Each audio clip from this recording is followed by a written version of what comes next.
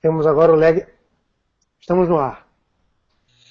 Boa noite a todos. Para quem não me conhece, meu nome é Silvânia, sou uma das administradoras do Espaço Olavete e da página Conservadores Up.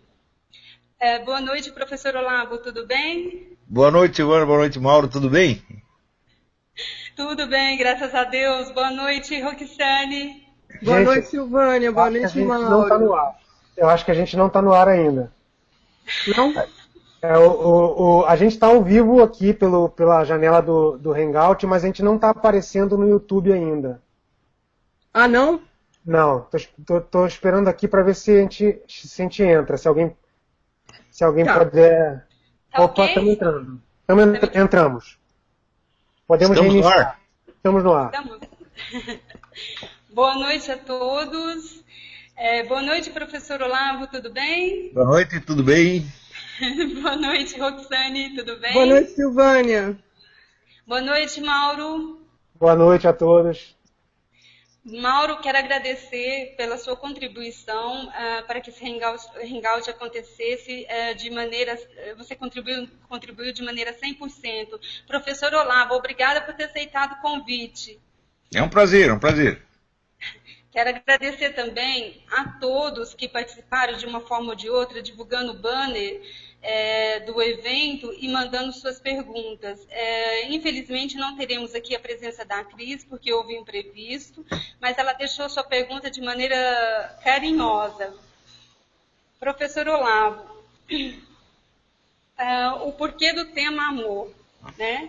Diferente de todos os hangouts que a gente tem visto por aí ultimamente, eu tenho percebido quantas pessoas perderam o amor ao próximo, até mesmo o amor próprio. Então, estamos precisando do help do Senhor, estamos precisando da ajuda do Senhor. Obrigada, professor, por ter aceitado o convite. Eu passo a palavra para o Senhor. Bom, é uma alegria para mim estar aqui. A gente, de fato, em todos os outros hangouts, a gente só tem falado de desgraça, de miséria humana, né? Evidentemente não é só isso que existe. O universo continua funcionando, né? As leis de Deus estão em plena vigência, o amor continua existindo e tudo aquilo que fundamenta a vida humana continua existindo no fundo, né? Todos esses problemas, essas misérias que a gente descreve, elas se passam, na verdade, na superfície, naquilo que a Bíblia chama o mundo, né? Quer dizer, o mundo é o mundo falatório, o mundo da convivência, o mundo da fofoca, o mundo da mídia, né? É aí que se passa o que existe de pior. Mas mesmo nas piores situações, mesmo em situações de crise mundial, de guerra, etc., etc., existe um fundo de normalidade que é absolutamente inabalável, que a vida continua e, vamos dizer, os sentimentos humanos básicos continuam os mesmos, e é graças a isso que nós existimos. Isso quer dizer, nós não podemos nos cair na ilusão de que o mundo que aparece na mídia, ou até o que aparece na internet, é o mundo em geral, é o universo em geral. Não é, ele é um pedacinho, é um aspecto, é por assim dizer, uma faixa da realidade, né? Professor, em uma das aulas do COF, o senhor falou sobre como podemos melhorar como seres humanos ao admitirmos que não temos determinada qualidade, enxergamos essa qualidade em outras pessoas. O senhor pode nos explicar um pouquinho sobre isso, professor? Você vê, a quase totalidade das pessoas se conhece muito mal, muito pouco. Quer dizer, vive como se estivesse tateando no escuro, tá certo? E, evidentemente, se apega a imagens, a fantasias que dão naquele momento uma impressão de segurança, de conhecimento e de domínio da situação. E com a experiência da vida você acaba vendo que tudo isso é uma ilusão. Nós nos conhecemos muitíssimo pouco, né? Eu até recomendo para as pessoas o livro do David McCraney, You Are Not So Smart, você não é tão esperto, onde ele vai ali mostrando, né, com elementos da psicologia contemporânea, que o quanto da nossa memória é falsificada, o quanto que a autoimagem é inventada e assim por diante. E um dos elementos, um dos capítulos, trata de uma coisa que se chama a síndrome ou o efeito Dunning-Kruger. Dunning-Kruger são dois psicólogos que observaram a seguinte coisa. Quanto mais incapaz um sujeito menos capaz ele é de avaliar a sua incapacidade. E, portanto, com grande facilidade ele começa a se considerar superior a pessoas que ele nem tem a mínima condição de compreender. Então é o seguinte, quanto mais burro, mais deprecia os outros. Isso é normal no mundo inteiro. É claro que isso pode ser compensado ou reforçado por fatores sociológicos. No Brasil é extremamente reforçado. Você vê essa pleia de incompetentes, analfabetos funcionais que nós temos aí nos altos postos e na mídia e no ensino universitário, é um fenômeno que nunca existiu no mundo. Não há nada que se compare a isso. Nada. Se você pegar assim a nossa classe universitária, professor universitário, 99% deles não sabem escrever sem cometer pelo menos um erro de português a cada 3 linhas. É um negócio absolutamente assombroso. Né? O fato também de que os nossos estudantes secundários tirem sempre os últimos lugares nos testes internacionais, abaixo de estudantes da Zâmbia, da Serra Leoa, do Paraguai, etc., já mostra que alguma coisa muito séria está acontecendo. Então, essa crise, evidentemente, ela não afeta só a alta cultura. Peraí, Leila, arruma um cigarro, né?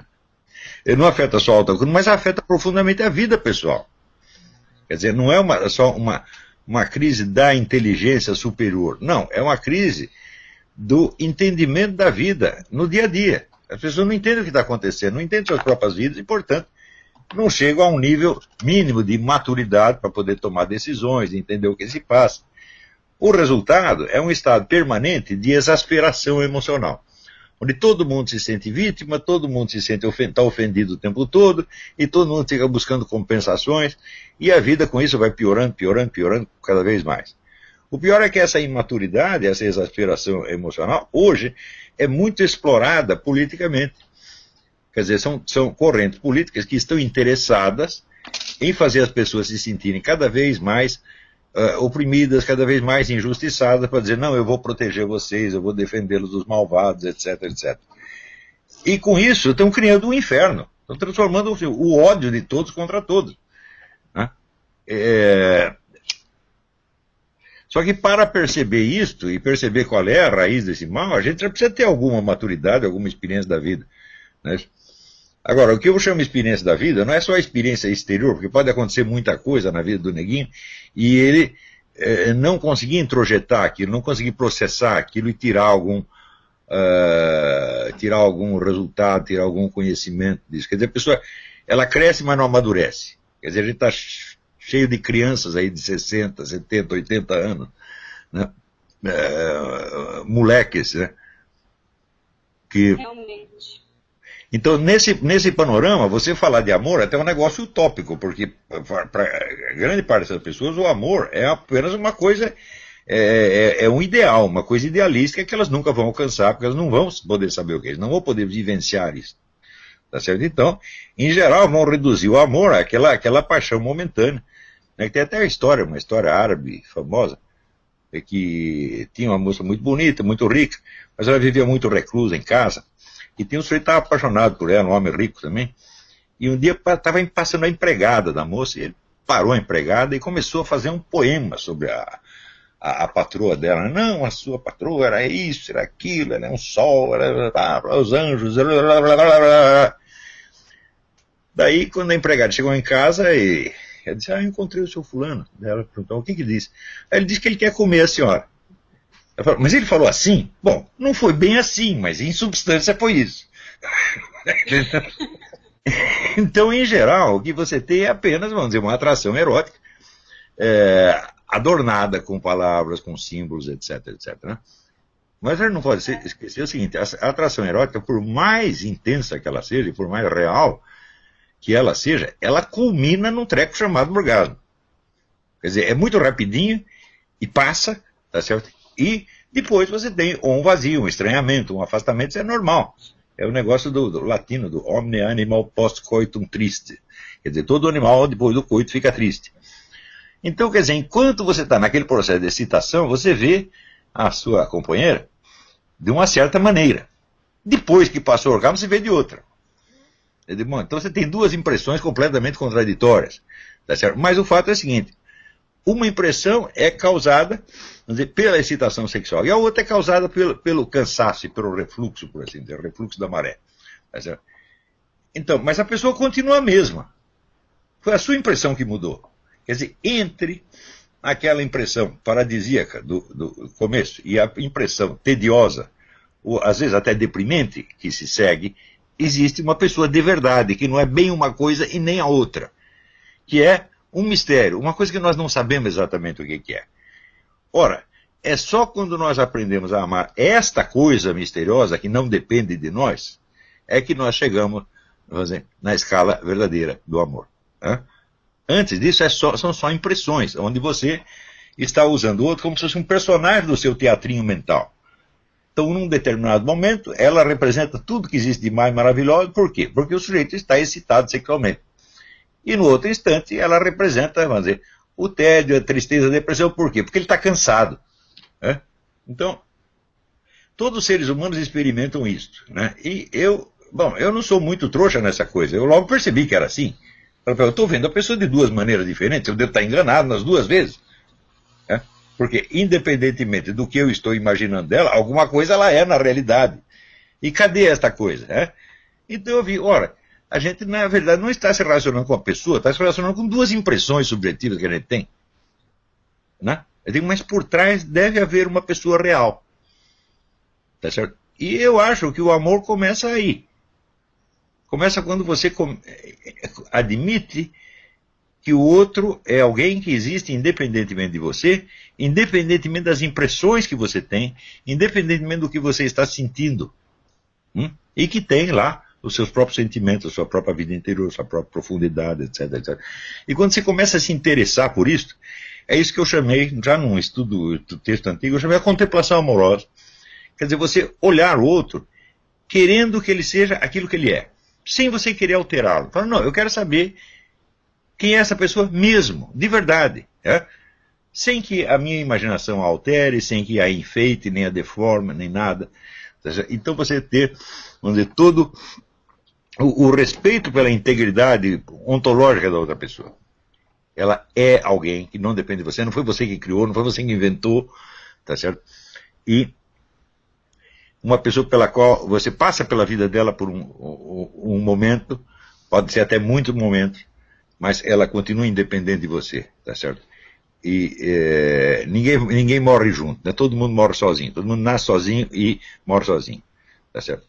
Portanto, existe esse mistério do outro, entendeu?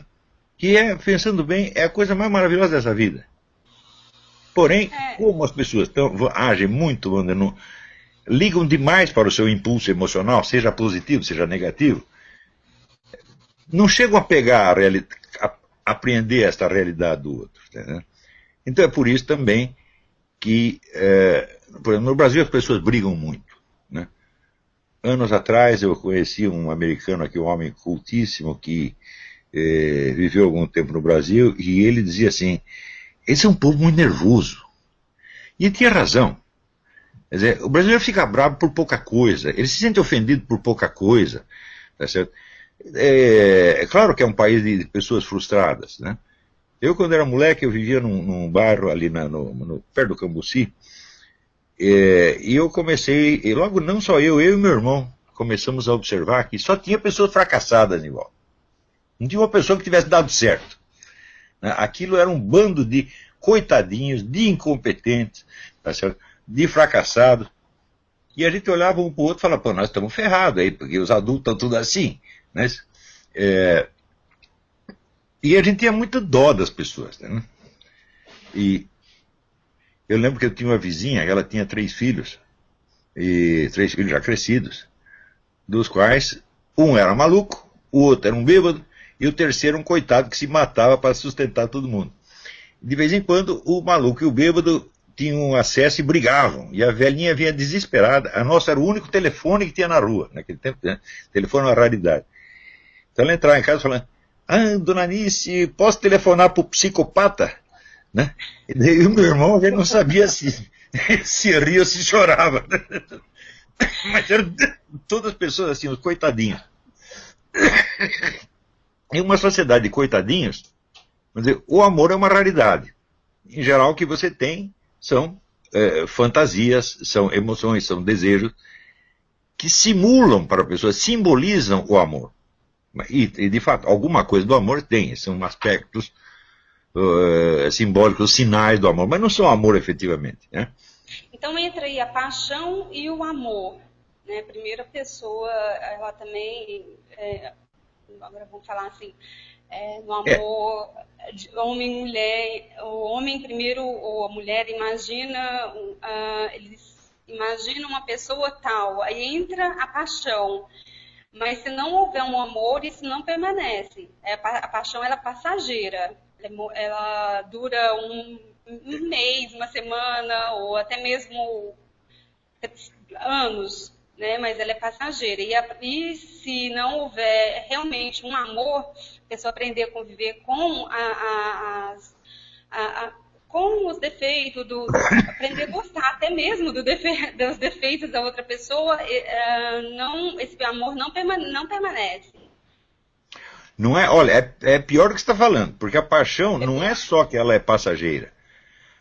Toda paixão traz consigo a paixão contrária, a paixão oposta. A paixão funciona como vaso comunicante, sobe e desce. Então, por exemplo, se eu estou tremendamente apaixonado pela pessoa, eu já começo a ficar com medo de que ela não tenha uma paixão idêntica por mim. Então já começa uma espécie de cobrança e já existe um fundo de medo e, portanto, de ódio. Essas coisas sempre vêm junto. Tá entendendo? Então, a paixão, ela indica a possibilidade do amor. Ela chama você para o amor, ela desperta, mas entre ela e o amor, o caminho é imenso. Tá entendendo? Então, só quando nós percebemos que a paixão é uma coisa que está dentro de nós apenas, que não diz respeito a outra pessoa, está ali a fulaninha, eu tenho uma paixão por ela, mas isso não afeta ela em nada, isso está se passando tudo dentro da minha cabeça. Não é uma relação verdadeira ainda, está entendendo? Então são coisas que eu imagino. Então eu imagino que ela é maravilhosa e que seria ótimo eu ter alguma coisa com ela, e no instante seguinte eu começo a pensar, mas será que ela vai me aceitar? Será que ela vai me querer? Acho que não, ela é uma orgulhosa, uma filha da puta, horrível, eu não gosto mais dela. É assim, quem não sabe que é assim? Né? Só que tudo isso se passou na minha cabeça, não é uma relação verdadeira. Tudo isso é um processo eminentemente masturbatório, tá entendendo? Tudo se passa no recinto fechado de um cérebro e de um imbecil. Tá? Então, daí até o amor, o caminho é muito longo, mas muito longo. Né? Olha, eu vou dizer quando começa o amor. O amor começa quando você entende que o outro é um mistério inabarcável. É um mistério insondável. Eu vou te dizer por que é um mistério. Se você pensar assim, pensa uma pessoa que você gosta, pensa seu marido, sua mãe, o irmão. Veja como a imagem da pessoa que aparece na sua mente é simplificada e esquemática. Você não consegue fazer uma imagem, nem uma imagem física, assim, como se fosse fotografia. Não é isso? Isso quer dizer que se você fica uns anos longe da pessoa, a imagem física vai apagando e se reduzindo ao mero esquema. Se você tenta pensar na pessoa, você só consegue pensar um aspecto dela de cada vez. Por exemplo, você tenta visualizar a pessoa. Então você vai visualizar ela numa certa posição, com uma certa roupa, fazendo uma certa coisa. Mas ela não é só isso, ela tem uma vida inteira atrás. Você não é capaz de imaginar a vida inteira dela. Então, isso quer dizer que tudo o que nós pensamos dos outros são aspectos, são fragmentos. Mas nós sabemos que existe uma pessoa de verdade por trás daquilo. A gente não se contenta com os fragmentos. Todos nós sabemos. Isso quer dizer o seguinte: o outro ser humano, nós podemos conhecê-lo, assim, na convivência real, mas nós não podemos pensá-lo. Ele não é um objeto do nosso pensamento. Está entendendo? Quer dizer que só conhecemos o outro na convivência real. Tudo que nós pensamos do outro é só pedaço, é fragmento. E se você tomar esse fragmento como se fosse a verdade, aí você está caindo na mentira. Se você não sabe que é só fragmento, né? Então, isso quer dizer que o outro é uma coisa que é transcendente a nós. Ele está para além de nós, está para além do nosso pensamento, está para além do nosso alcance, e, no entanto, nós o conhecemos. Ele vem para nós convivemos, e no instante que convivemos, sabemos que estamos convivendo com uma pessoa inteira. A pessoa que tem toda, vamos dizer, a densidade de uma vida inteira. Ela foi gerada, ela nasceu, ela cresceu, ela sofreu, ela passou por mais isso, mais isso. Não dá nem para contar a história inteira do outro. Não dá para contar nem a nossa, quanto mais a do outro. E quando nós tocamos a pessoa ou a vemos, nós sabemos que tudo isso está lá.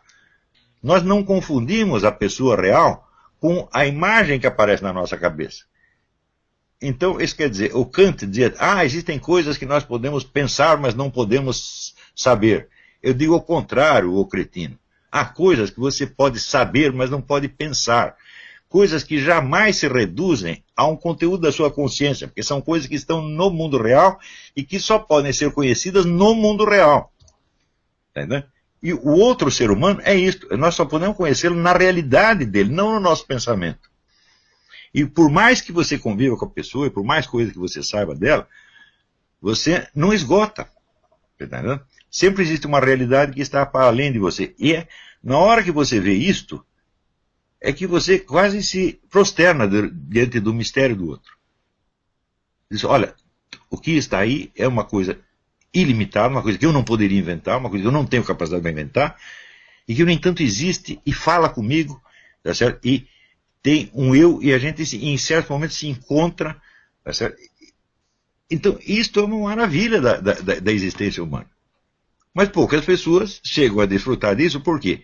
Porque elas se apegam nas imagens passionais, positivas ou negativas, e ficam cultuando imagens que só existem na cabeça delas.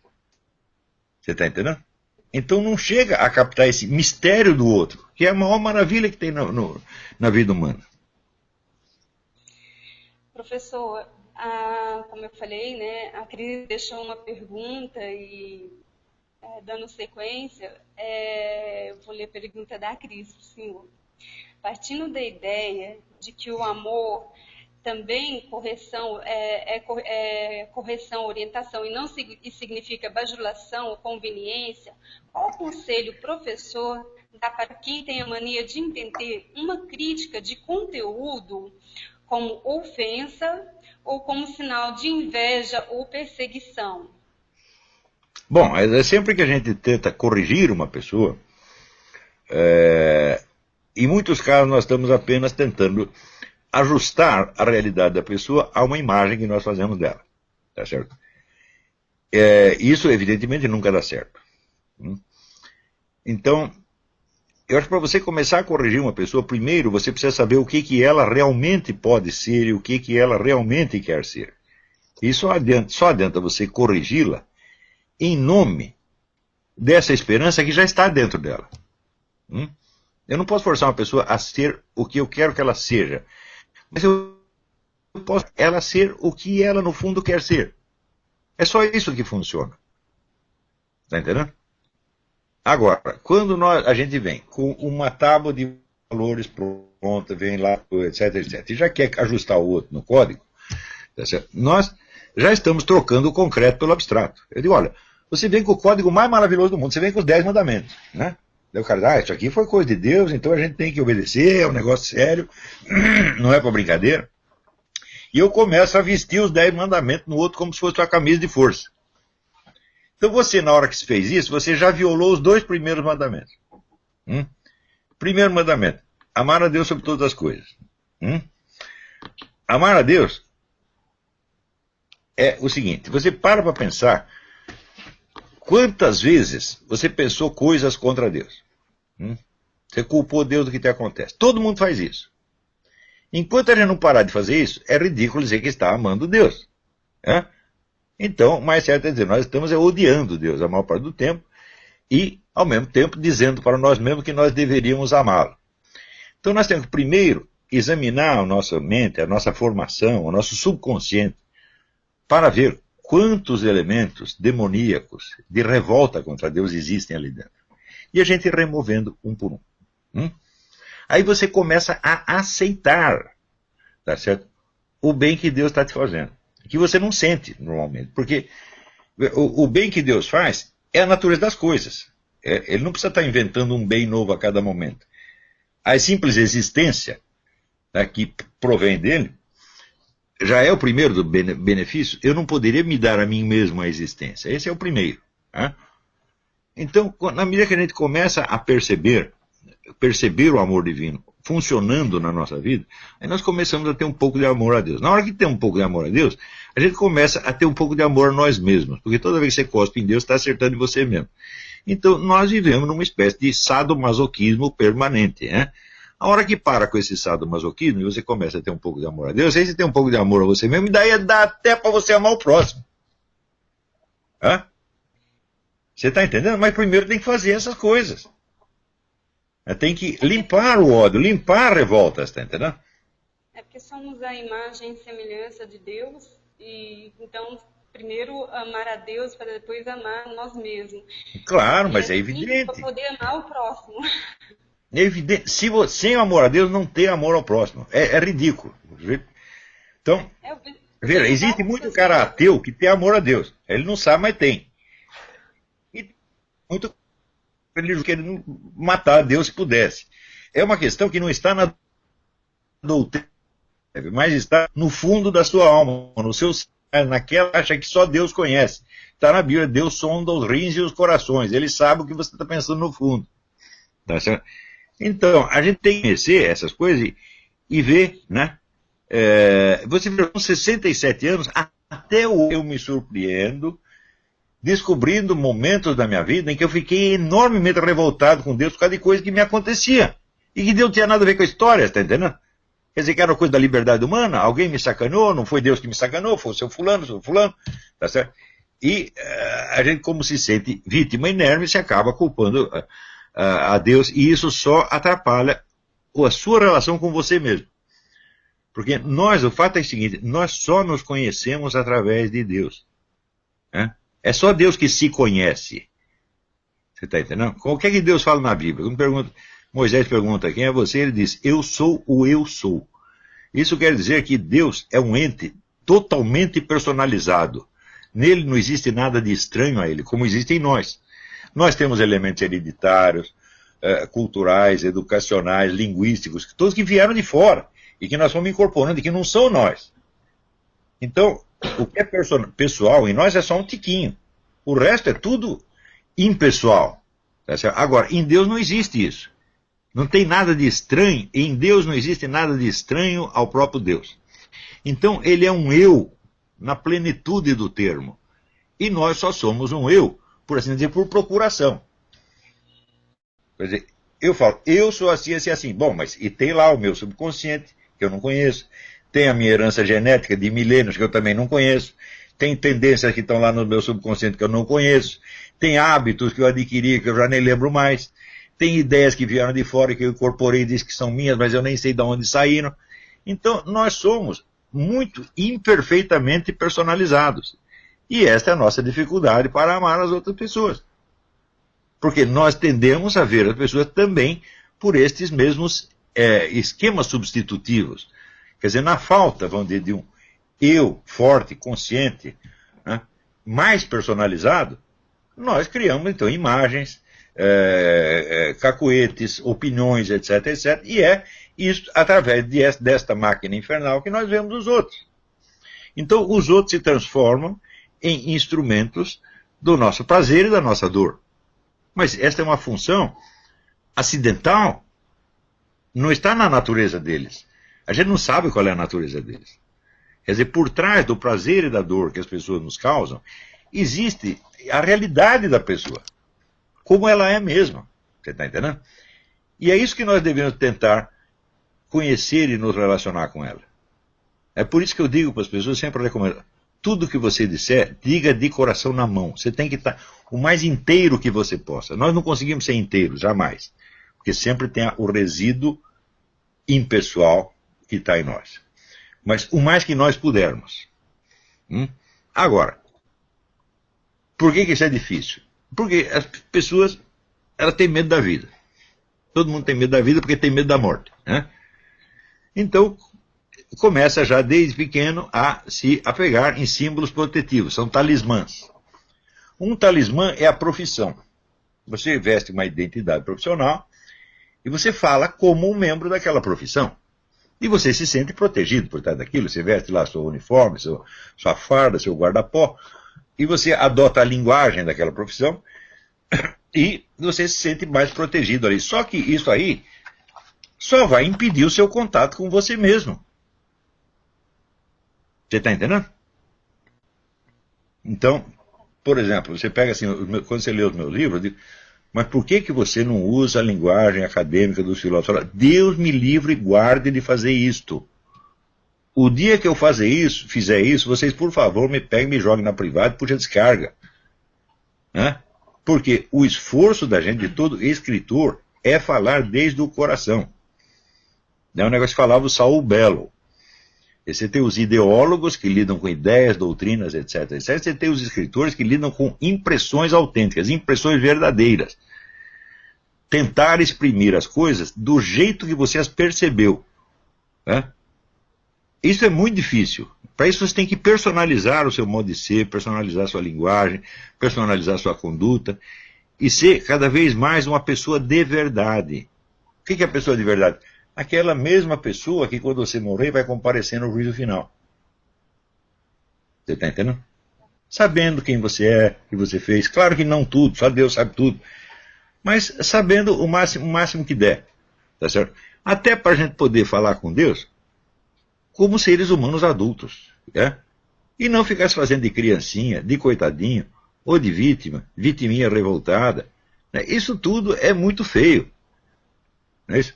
Então, outro dia mesmo eu coloquei no Facebook aquele negócio que quando ele faz um pecado, a gente tem que se arrepender como uma pessoa adulta. Uma pessoa adulta não fica se descabelando porque fez um pecado, meu Deus do céu. Hã? Você não vai lá chegar e falar, Deus, eu sou filho da puta. Uma coisa mais ridícula, pô. Hã? Você tem que falar coisa séria, rápido. Né? A própria igreja ensina que na confissão você tem que ser sumário, rápido, tá certo? E genérico, e tentar passar por cima daquilo o mais rápido possível, e não ficar, não confundir o arrependimento com remorso. O que é remorso? Remorso significa remorder-se. O nego se morde e depois volta a morder no mesmo lugar e fica fazendo sofrer. E achando que Deus está gostando disso e que vai achar lindo. Né? Quando, na verdade, isso é uma palhaçada demoníaca.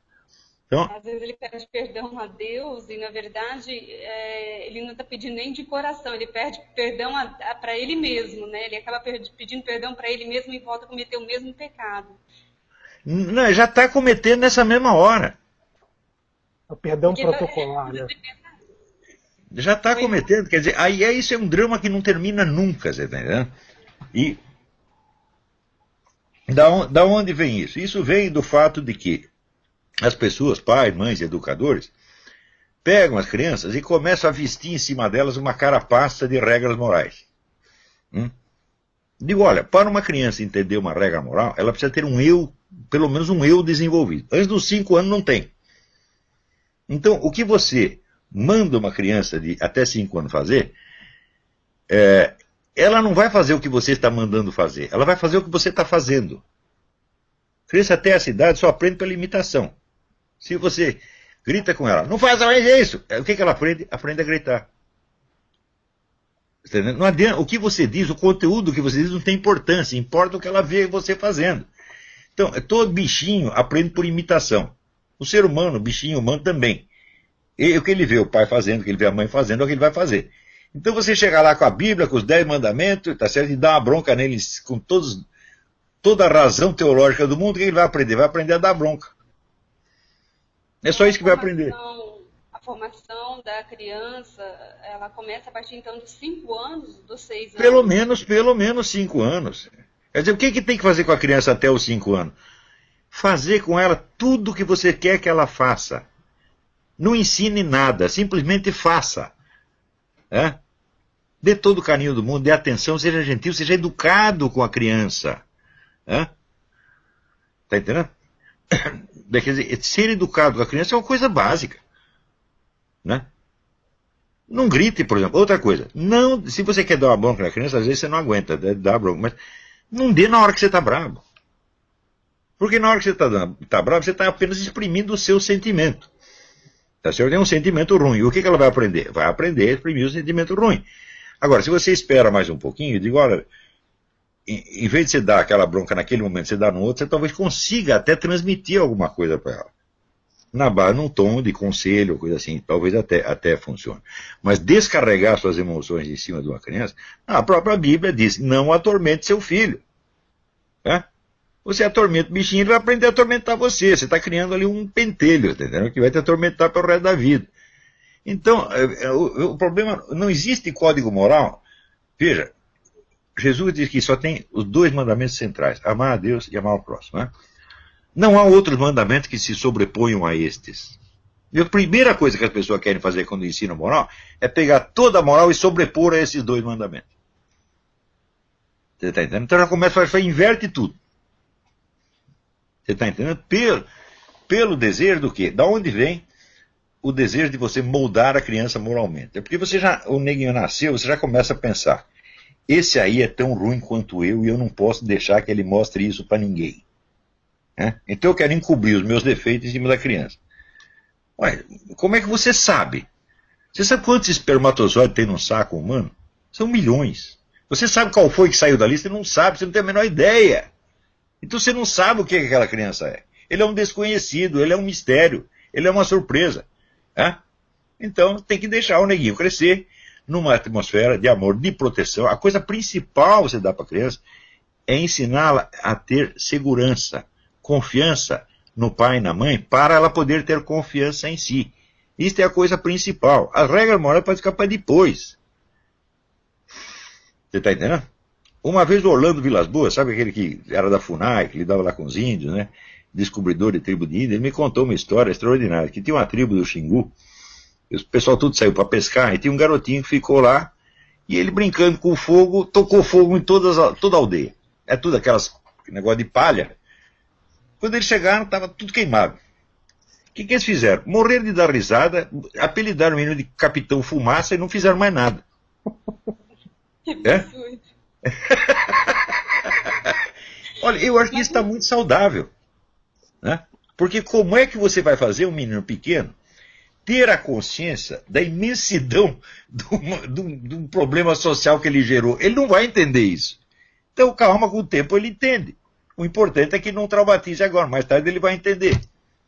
Tá certo? Então, o desejo de ensinar o outro é um problema sério.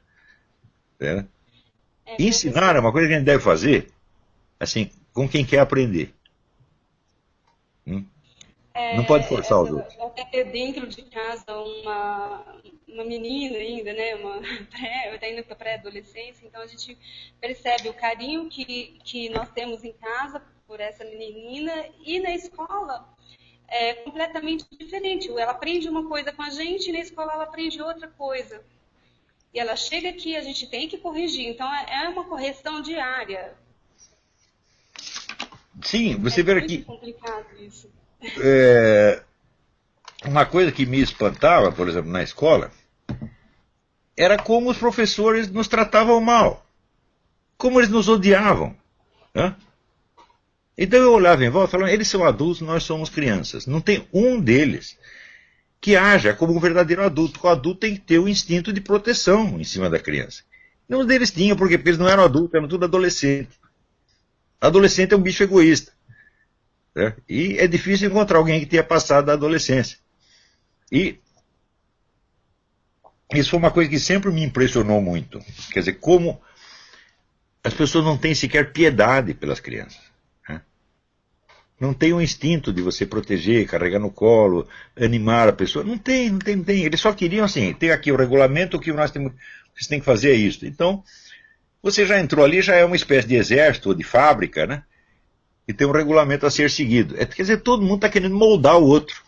A imagem é a semelhança de uma porcaria que tem na cabeça dele. Então, é isso que deixa as pessoas despreparadas para o mistério do amor e necessitadas de 1 milhão de compensações fictícias que não vão compensar coisa nenhuma, você está entendendo? E eu falo isso, não é porque eu estou falando dos outros. Não, isso aconteceu na minha vida. Isso aconteceu comigo. E eu vi que tinha aqui, tem que voltar atrás, refazer essa coisa toda, pensar como é que tudo isso aconteceu. Tá certo? Chega um dia você começa a entender um pouquinho as coisas. Mauro, você disse que tem uma pergunta para o professor? Eu tenho vontade de ficar aqui escutando a noite inteira, mas eu vou tentar botar o coração na mão aqui e fazer 2 ou 3 perguntas. Eu tenho, antes de propriamente formular uma pergunta minha, tem uma pergunta aqui de um conviva do nosso grupo aqui do Rio de Janeiro. Ele menciona um post que o senhor fez no Facebook, e no post o senhor dizia que o homem, à medida que se decepciona com as mulheres, ele ama menos. E enquanto que a mulher, à medida que se decepciona consigo mesma, ela ama mais. Existe alguma diferença essencial no modo de ser entre o amor do homem, né, e o amor da mulher? Bom, existe, a diferença é fundamental. Não tem um homem que não tenha passado pela barriga de uma mulher. E a recíproca não é verdadeira. Isso quer dizer que as mulheres estão nos carregando nas suas barrigas desde não sei quando, você está entendendo? E isso faz com que ela tenha um tipo de atitude, eu acho que mais aberta para o amor do que o homem. Em geral, as mulheres são mais amorosas que os homens, isso não precisa dizer. Tá certo? Porém, também tem outro lado, elas são mais medrosas. E por ser mais medrosas, elas caem mais facilmente na armadilha, vamos dizer, das proteções sociais, dos códigos, das regras, etc, etc. Você vê uma imensidão de mulheres que mal o menino nasceu, ela já começa a botar horário para tudo. O que você tem de comer, a hora que tem que comer, o que tem de vestir, o que tem de fazer, o que tem de falar, pá. Ela faz isso por medo. Tá certo? Quer dizer, foi enganada por um... O que nos engana sempre é tomar o nosso sentimento subjetivo como se fosse o indicador do que o outro realmente é. Esse é o grande engano. O sentimento que você tem, ele só indica o que você está sentindo. Ele não indica nada do que está se passando na realidade. Tanto que, perante uma mesma situação, as pessoas sentem coisas diferentes. Por exemplo, você tem uma situação de perigo, né? Eu me lembro que uma vez eu estava dando aula na Casa do Estudante do Rio de Janeiro, e a gente estava no 9º andar. De repente chega a Estela Caymmi, que era a minha secretária, e eu vejo ela cochichando umas coisas na orelha das pessoas, e as pessoas saindo uma por uma. Ela chega para mim e fala: não fala nada, mas tem um incêndio no 7º andar, vamos descendo devagarinho, né? E aí eu vi aquele autodomínio dela, fiquei impressionadíssimo, falei, mas essa menina é ótima, né? Mas nem todo mundo tinha essa reação, já tinha gente que saia correndo desbaforido, gritando, tá entendendo? Então a situação é a mesma, o incêndio é o mesmo, o perigo é o mesmo para todos nós. Por que que uma pensa na preservação dos outros e o outro entra em pânico? Por quê? É o estado diferente que cada um está naquele momento. Então, quer dizer, o sentimento jamais é um bom guia para a nossa conduta. O sentimento não nos diz o que está acontecendo. Ele só diz como nós estamos. É como se fosse um termômetro de nós mesmos. O medo de um animal não te informa se ele é um tigre ou um gatinho. Você está entendendo? Também não te informa se o tigre está dormindo ou se ele está vindo na sua direção para te comer. É tudo subjetivo. O sentimento é a coisa mais subjetiva que existe. Então, a gente tem que furar a barreira do sentimento e entrar num negócio que se chama percepção. A percepção é a abertura do neguinho para o que está realmente acontecendo, para o que o outro realmente é. Por exemplo, você ter o interesse em saber o que o outro está sentindo, realmente. Né? Então, só na hora que você abre para isto é que você descobre que existe uma outra dimensão que chama o amor. Antes disso não é amor. Antes disso é só compensação psicológica. Claro que essas compensações são legítimas também, nós precisamos delas, todo mundo é fraco. Mas eu acho uma pena, as pessoas estão perdendo a oportunidade de ter acesso à única dimensão que é verdadeiramente humana. Porque o resto, as paixões, o medo, os bichos também têm, o orangotango também tem. Mas que o orangotango não tem medo. Né? Você chega lá no meio de um bando de orangotango, dá um grito, uns orangotangos saem correndo, outros vêm para matar você. O grito foi o mesmo, eles ouviram o mesmo grito. Por que a real é diferente? Cada um está sentindo diferente. Então, a mesma variação de sentimento tem entre os animais. Agora, esta dimensão, vamos dizer, da objetividade, do conhecimento efetivo do outro, né? Isso só o ser humano tem. Só o ser humano sabe que não conhece o seu próximo. Né? E que sabe que o próximo tem dentro de si uma dimensão infinita e inabarcável. E que, no entanto, é justamente nesta dimensão que nós convivemos efetivamente. Onde há uma convivência real, tá certo? Então, são duas pessoas inteiras que estão convivendo, não são só dois recortes subjetivos. Está entendendo? Então, por exemplo, se você tem saudade de uma pessoa que está ausente, você se contenta em ter um recorte subjetivo dela só para você?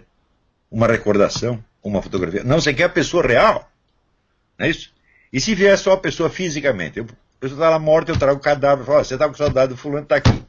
Serve? Não serve. É? Outra coisa.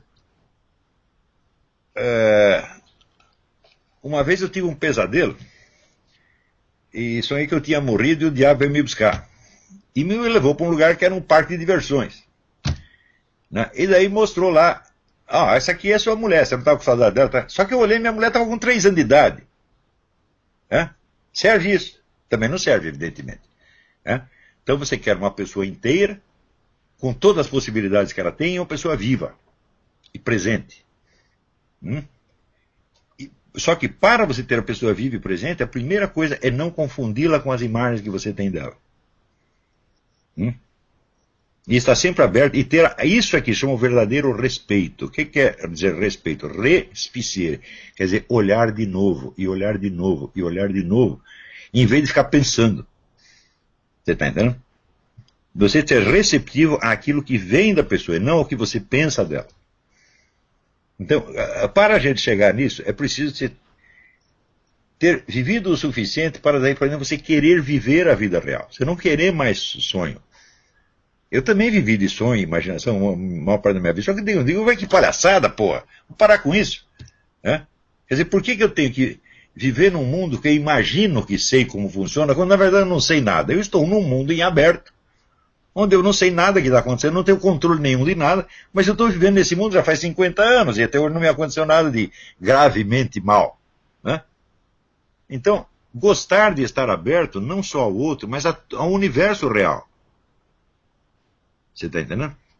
Às vezes as pessoas estudam livros de, sei lá, cosmologia, astronomia, física, e acham que conhecem o universo. Não, você está conhecendo esquemas que a mente humana criou para medir e comparar o que acontece. Mas o universo verdadeiro é aquele no qual você está fisicamente. É o universo real. E nem toda a ciência do mundo dá conta disso e não vai dar conta jamais. Está entendendo? Então cada ciência só vê um pedacinho, quando junta várias delas é apenas uma junção de pedacinhos, mas o universo real continua aí. Então a gente se abrir para o universo real com todo o seu mistério, com toda a sua complexidade, e gostar disso. Está entendendo? Às vezes você saber que você não está entendendo nada, igual eu não estou entendendo nada, e nem por isso o mundo vai acabar. Mas quando você vai dormir, tem um filósofo francês chamado Alain, ele dizia, ninguém conseguiria dormir se não acreditasse que todos os problemas podem ficar para amanhã. Não é isso? Então todo dia nós dormimos, quer dizer, nós vamos dormir, nós não vamos cuidar do universo. Enquanto isso, o universo estará à sua própria mercê e vai continuar funcionando tudo normalmente, sem a sua contribuição. Isto é uma maravilha. Podemos cuidar do nosso próprio universo, né, professor? Universo claro, cuidar de você mesmo já é muita coisa. Agora, hoje em dia, todo garoto de 15 anos acha que, eu vou construir um mundo melhor. Mas não vai construir um mundo melhor, coisíssima nenhuma. Tu vai piorar tudo, com esse desejo de poder, essa onipotência idiota, tá entendendo? Quer dizer, o mundo seria muito melhor se não tivesse tanta gente querendo melhorá-lo. Professor, a gente está aqui falando a respeito do amor, né, e está descobrindo vários aspectos dele, compondo um quadro. Mas é possível que a gente consiga uma definição sintética dele para trabalhar? Não, né? Não, pelo seguinte. Não, porque o amor é o próprio Deus, e como diz o apóstolo, nele vivemos, nos movemos e somos. O amor não é um objeto do nosso conhecimento. É a atmosfera na qual existimos, e que só pode ser conhecido por participação, não por uma imagem que você forma na sua cabeça. Por exemplo, quando eu vejo um objeto, está aqui, isso aqui é um objeto, é um copo cheio de café. Este é um objeto que está colocado para um sujeito. Mas o amor, assim como Deus e o universo, não é um objeto que esteja diante de mim. Se eu o concebo como objeto, eu falsifiquei tudo. Ele não é um objeto. Ele não está diante de mim, eu é que estou dentro dele. Está entendendo?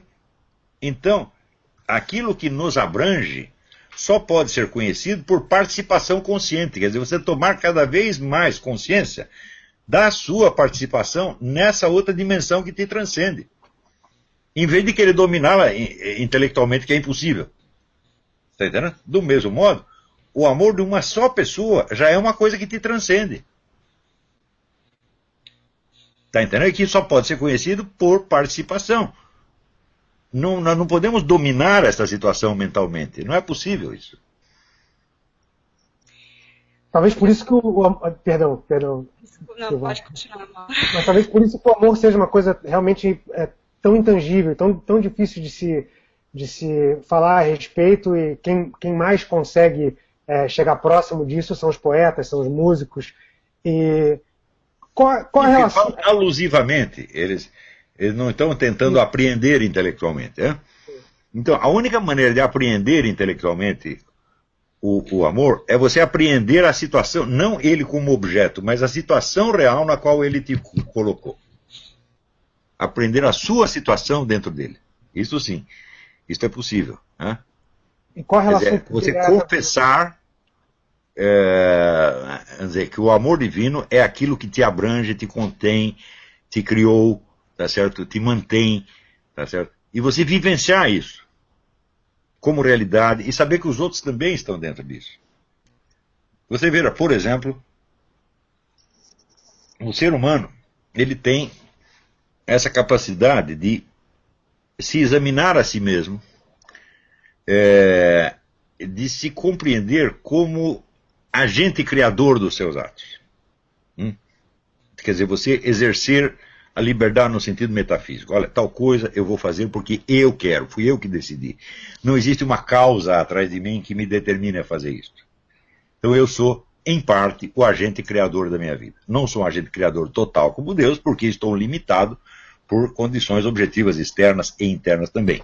Mas parcialmente sou criador. Então existe sempre no ser humano um jogo entre a liberdade que ele exerce e a sujeição aos fatores externos e internos que o limitam. Então, a gente pode continuamente estar tomando a medida disso e exercendo a nossa liberdade de maneira consciente. Só o ser humano pode fazer isso. Agora, acontece o seguinte, todos os seres humanos podem fazer isso. Então, isso quer dizer o seguinte, Deus é um ente que nunca foi criado, um ser que nunca foi criado e que sempre criou. Nós somos seres que um dia fomos criados, mas que também criamos. É aquela famosa divisão da natureza do Scott Erickson em 4, né? A natureza que não é criada e cria, aqui é criada e cria, aqui nem é criada nem cria, tá certo? E aqui é criada e cria, que somos nós, tá certo? Então, cada um de nós é um foco criador.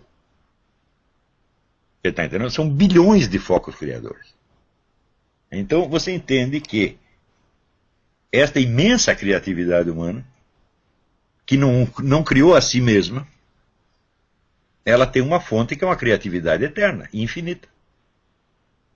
E é dentro dessa criatividade que nós estamos. Você está entendendo? As pessoas que tentam resolver o problema, vamos dizer, por exemplo, evolucionismo e criacionismo, tá certo? Eles se enganam, todos eles se enganam, porque eles estão todos tentando conceber Deus como um objeto de conhecimento. Quando não é um conhecimento só por participação. Isso é que nem o peixe querer saber o que é água e que ele dá uma definição de água. Fala, definição ele não tem, mas ele sabe que está dentro da água. E isso é o máximo que ele pode saber. Tá certo? Então, assumir a sua condição de ser aquático, tá certo? Com o máximo de intensidade de consciência que você possa. Isso é o conhecimento que nós temos que ter. Na hora que temos isso, entendemos que os outros também são assim. Então, começamos a vê-los como eles realmente são. Está entendendo? E entendemos, sobretudo, que podemos modificá-los muito pouco. E só podemos modificá-los quando eles querem e quando eles nos pedem.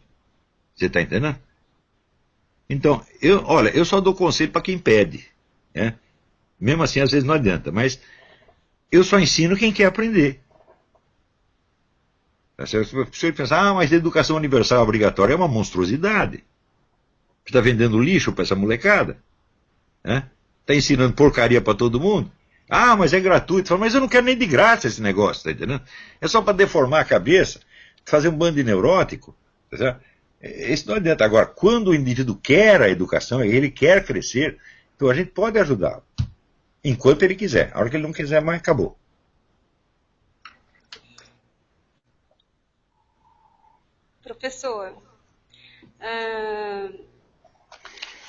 Professor, diante dessa onda da web revolucionária de direita, né, que carregam muitas vezes um discurso de ódio ao falar de assuntos delicados, nesse ponto, igualam-se aos esquerdistas, que só sabem disseminar ódio e discursar ódio sobre o mesmo. O senhor poderia falar algo afim para ajudar esses jovens? Eu escrevi uma coisa no Facebook que eu acho que resume tudo. Eu escrevi o seguinte: ódio é viadagem. Entendeu? Quer dizer, é uma frescura. Porque você odeia um negro quando você não pode fazer nada contra ele. Agora, se você chegar e matar o cara, o seu ódio vai aplacar? Também não. Você está entendendo? Então, o ódio é uma dessas coisas, inteiramente uma imagem puramente subjetiva, que você está confundindo com o mundo. Tá certo? E o ódio é o maior sinal de impotência do ser humano. Porque quando você tem alguma coisa que te desagrada, então fala, bom, você pode agir. Pare de odiar, vá lá e faça alguma coisa. Né? E se você vê que não dá para fazer nada, então a coisa está acima da sua capacidade, e não adianta você cuspir para cima. Né? Então, nós estamos aqui no mundo, não é para moldar o mundo à nossa imagem e semelhança. Nós estamos, em primeiro lugar, para aprender o que ele é. Olha o tamanho desse negócio, já olhou para cima? Já viu quantas estrelas tem aí, galáxias, etc, etc? Nós não conhecemos 1/1000º disso aí. E o pessoal já quer mudar o mundo. Fala, mas você não sabe o que é o mundo, meu Deus do céu. Você quer mudar um treco que você não sabe o que é. Então, nós fomos postos neste mundo, em primeiro lugar, para absorver a criação divina, tá certo? E aprender com ela, e nós nos moldarmos à luz dela. Você vê, quando você nasce, quando você começa a aprender a andar, você está aprendendo uma coisa, desde o começo, já está aprendendo, moldando a sua percepção à luz de um elemento do espaço exterior, que são as 6 direções do espaço. Você vai aprender direita, esquerda, em cima, embaixo, para frente, para trás. Se não aprender isso, você não vai aprender mais nada.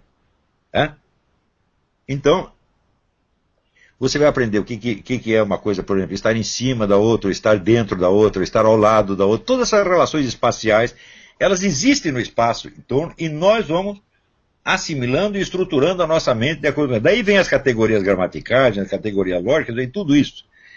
Eu acredito que nada está no cérebro humano. Né? Você olha o tamanho do universo e pergunta, bom, o que determina a estrutura da nossa inteligência, da nossa percepção? Quer dizer, o cérebro. E onde está o cérebro?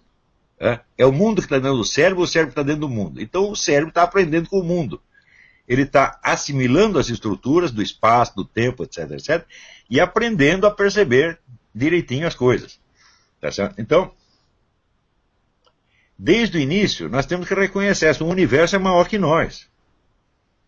E nós estamos aqui para aprender como ele é. E dentro desse universo existe o ser mais misterioso de todos, que é o outro ser humano. Que nós não sabemos como ele é. E pior, nem temos a curiosidade de saber, já queremos moldá-lo desde o início, de acordo com as nossas necessidades, daí dá tudo errado, evidentemente. Quer dizer, tudo isso aí é um esforço de poder absolutamente utópico. Por que todas as revoluções do mundo terminam em desgraça? Todas sem exceção. Você vê, a Inglaterra, por exemplo, ela veio progredindo devagarzinho, sem fazer revolução nem nada, tudo, né? Ganhando dinheiro, enriquecendo todo mundo, aperfeiçoando uma lei aqui, outra ali, e cresceu. Enquanto isso, a França fez a revolução, e daí foi uma série de revoluções e golpes de Estado, etc. Quanto tempo levou para a França ter uma democracia? Levou 100 anos depois da revolução. A Rússia fez a revolução só para tudo terminar num vexame colossal. Não é isso? A China teve uma revolução para quê? Para depois ir passar o chapéu para os americanos. Nós precisamos de dinheiro, está todo mundo passando fome. Esse negócio de querer mudar o mundo é coisa de imbecil. A esfera de ação humana é muito pequena. O que nós podemos agir de maneira real é pequeno. Você está entendendo? Por isso é o seguinte, eu só coloquei como objetivo da minha vida uma única coisa. Eu medi, fiz os cálculos, vamos ver o que eu posso realmente fazer. Bom, eu posso incentivar uma certa geração de pessoas a se tornarem intelectuais um pouco melhores do que esse que nós temos hoje. Isso é o máximo que dá para fazer. É? Agora o pessoal já chega querendo que eu faça planos para fazer a nova Constituição brasileira, um novo regime, vamos mudar tudo. Mas o que você pensa que eu sou, rapaz? É? O super-homem, o gostosão, Alexandre o Grande? Não, eu sou apenas o Olavo de Carvalho, já é alguma coisa. Eu não é que seja pouca porcaria ser o Olavo de Carvalho, não, mas é um bicho pequenininho, tá entendendo? Então, eu tenho que fazer aquilo que eu sei fazer, porra. Né? Se todo mundo vê o que eu posso fazer realmente na vida, né? Faz o cálculo e chega a uma conclusão e faça o que você quer fazer. Faça uma coisa boa, pequena, que esteja ao seu alcance. Né? Agora, querer mudar o mundo, querer mudar o regime, etc. Bom, essas coisas elas mudam independentemente da vontade humana. São milhões de vontades que se entrechocam e produzem um resultado que ninguém queria. É sempre assim. Né? É sempre assim. Posso fazer uma intervençãozinha de novo, Silvânia? Pode continuar, Mauro. Eu queria evocar aqui duas citações do professor. A pergunta que eu fiz, eu acabei de perceber que ela é uma pergunta ruim, mas eu vou assim mesmo fazer as citações e fazer uma provocação no final. As citações são as seguintes: o amor não é um sentimento, é um modo de ser. Sim. A segunda é: o verdadeiro amor antecipa a eternidade, saltando sobre a morte. Ela sacode e arrebata os corpos e as almas, muito além do que qualquer excitação sexual jamais pode sugerir. Sim. A hora que você começa a perceber o mistério do outro e você vê a infinidade que tem dentro do cara, que é absolutamente da pessoa, que é absolutamente inabarcável, você entende que aquilo tem uma dimensão eterna. Né? Então o que você está amando na pessoa é a eternidade dela. Você não sabe se ela vai para o céu, vai para o inferno. Não estou falando de religião, estou falando de uma experiência real. Né? A experiência real de você perceber que o outro é infinito. Agora, como é que nós podemos ser infinitos já em vida, quer dizer, inabarcáveis, se não tivéssemos uma dimensão de eternidade? Seria impossível. Agora, faça as contas, eu até botei isso no Facebook. Se existe a imortalidade da alma, uma única alma imortal humana, destinada a viver por toda a eternidade, ela vai durar mais do que toda a história terrestre do gênero humano. E essa história inteira será apenas um capítulo da vida dela. E ela vai olhar tudo num conjunto como num relance. Isso quer dizer que todos os enigmas que os historiadores estão tentando aqui resolver que nem os loucos, rachando o crânio, para o indivíduo que está na imortalidade é uma moleza. Ele vai entender tudo isso de uma vez. Você está entendendo? Não será um grande problema para a alma imortal entender a história humana. Que a história humana teve um começo, vai ter um fim.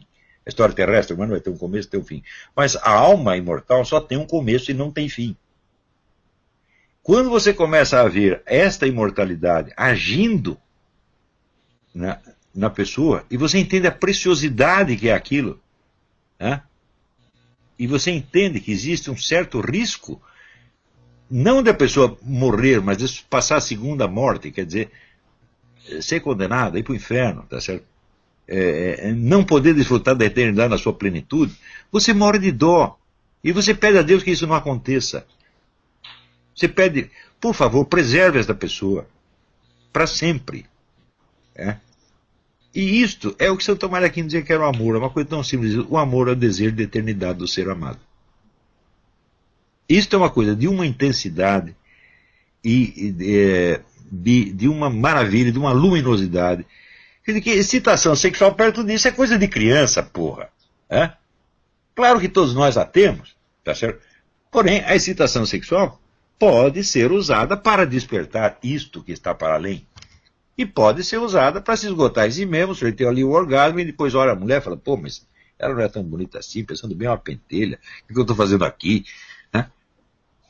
O amor do ponto de vista humano é uma vontade Não, eu acho que o amor é a nossa constituição verdadeira, ele é a nossa natureza ontológica.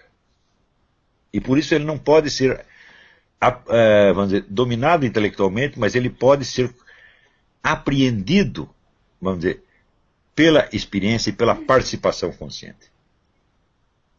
Tá entendendo? É como o peixe tomar consciência de que está na água. Nós estamos dentro do amor divino. O amor que move o sol, as estrelas, tá certo? Nele nos vivemos, nos movemos e somos. Tá bom? Tá ótimo. O senhor fez uma citação mesmo, até relacionada a isso, que o senhor escreveu, uma vez o senhor escreveu que o amor era o instinto de proteger o ser amado da tristeza. Sim. Quer dizer, o desejo de eternidade, ele tem uma expressão, às vezes, menor, mais modesta, mais imediata, que é curar a tristeza. Né? Será que é insuportável você ver um ser amado triste? É absolutamente insuportável. E tem gente que até gosta, né? Existe esse sadismo, esse ódio maluco, né? A pessoa gosta de...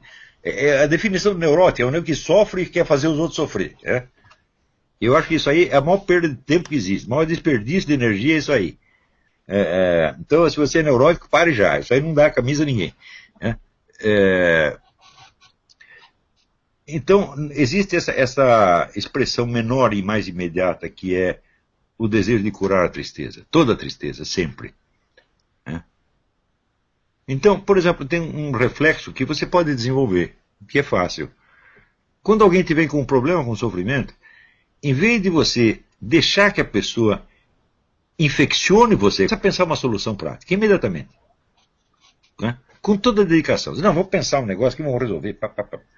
Né? Porque o sujeito deixar você triste não resolve nada. Tinha um triste, agora vai ter dois.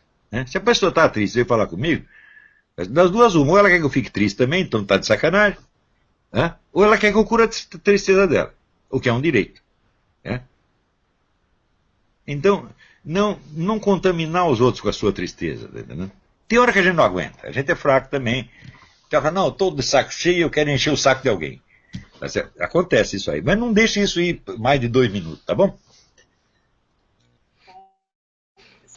O Felipe é um seguidor do senhor e eu acho que o senhor já falou tudo, até com relação à caridade, o amor e a caridade. Que ele gostaria é a mesma coisa. Mas está tudo isso, já, né? Você já nos é a deu mesma uma coisa. aula. É que, em geral, as pessoas vão dizer, quando elas usam a palavra amor, elas estão querendo dizer aspectos do amor. Eu digo, ora, o amor não pode ser definido porque ele é a nossa condição existencial, é dentro dele que nós vivemos. Né? Você imagina, se nós estivéssemos vivendo dentro do ódio divino, nós já não existiríamos há muito tempo, você entendeu? Então, quer dizer, o amor divino ele nos cerca 24 horas por dia, o tempo todo, ele nos mantém na existência, ele é a condição da existência e ele é a nossa constituição. Né?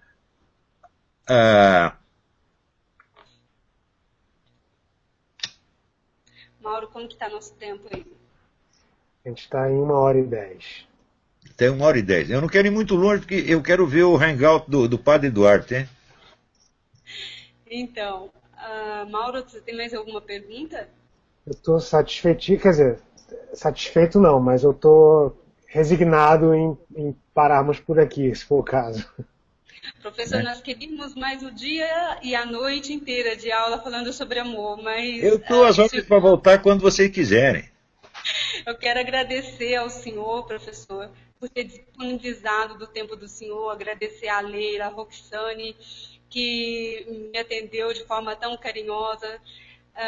Professor, muito obrigada. Espero que esses jovens tenham assistido a aula onde o senhor falou sobre amor. E é isso aí, pessoal. Agradecer ao Mauro. Muito obrigada, viu, Mauro, pela sua presença. Eu agradeço muito a vocês, Silvânia, Mauro, todos que tiveram a ideia, mesmo aqueles que não puderam participar. Agradeço muito. É a oportunidade de poder falar coisas que acho que devem fazer bem às pessoas, né? Eu sei que a Cris gostaria de estar aqui, mas, Cris, um beijo para você. E é isso aí, vamos começar a praticar o amor nesse tempo de desamor, né, professor? Vamos mesmo, e essas pessoas que nos odeiam, eu recomendo. Vamos parar com essa viadagem, isso aí só faz mal para vocês. É verdade. Professor, muito obrigada, Mauro, e muito obrigada a todos que nos assistiram até agora. Obrigadão, fique com Deus, gente. Fiquem Tchau, com tchau. Deus. Tchau.